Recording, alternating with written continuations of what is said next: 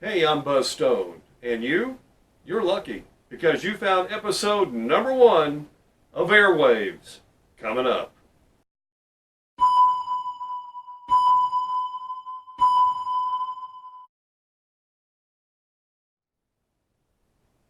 Welcome back to AirWaves. I'm Buzz Stone, and what I'm going to do today is kind of an informal meet and greet. I'll tell you a little bit about me, and hopefully down in the discussion section, you can tell me a little bit about you and what your interests are, and we'll try to model the channel after those interests.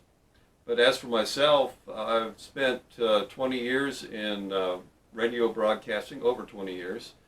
I also have an electronics degree, electronics engineering technology.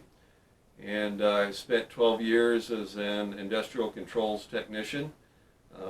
As for radio, I've done everything from disc jockey to music director, program director, operations manager, programming consultant, and even chief engineer.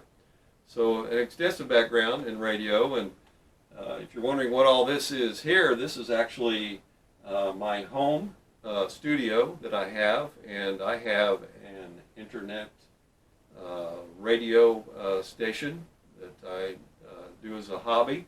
If you're interested in that kind of thing, we can certainly talk about that and go through how to set up your own internet radio station. Also, we're going to cover ham radio. I'm a licensed amateur radio operator. Since year 2000, I've been doing that. And before that, I was into CB radio. As a 12-year-old, I think I bought my first CB, Citizens Band radio, back in the day. You might remember back about 1974, if you're old enough that is, there was a CB radio craze. Went across the country, people were getting them in their cars and trucks. There was even a top 40 hit song on the radio, Convoy by C.W. McCall, if you remember that. Of course, those days are gone now, but CB radio is still around. It's still a useful tool. But I think amateur ham radio is where it's at today, and I know if you're not really familiar with it, it might seem like something that's difficult to do, but really it's not that hard to get your license nowadays, so that you can get on the radio. And as you learn more, you can get higher grade licenses and have more access to more frequencies. So there's a lot of things we can cover. Communications in general, even things like military radios, tactical radios. If you're into that, we can talk about that.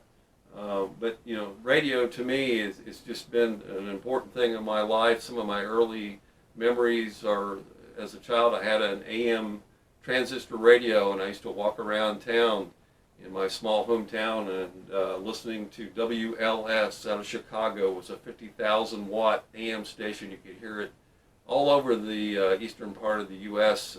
At night. I remember going on vacations with my family down to Tennessee and North Carolina and being able to listen to WLS at night.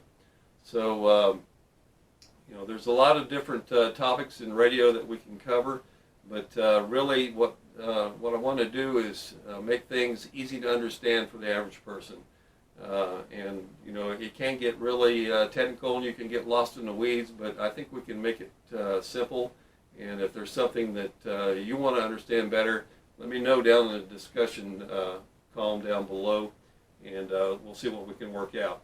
Again, I got a few initial episodes planned, so I'll be working on those. But in the meantime, please tell me about you in the discussion section, what you'd like to see on the channel, and we'll see if we can make that happen. So I'll be working, I'll be busy here, and put some episodes together. If you would, subscribe, like the video, tell your friends about it. You know the routine on YouTube.